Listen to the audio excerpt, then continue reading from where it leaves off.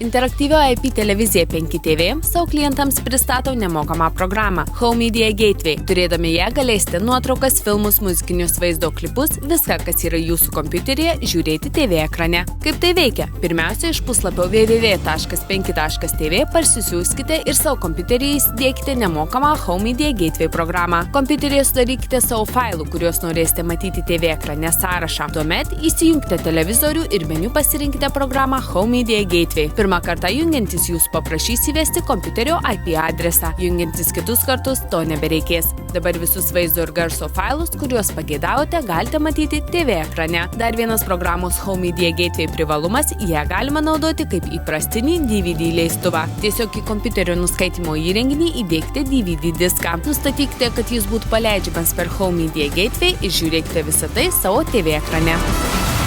Welcome to Paris, baby.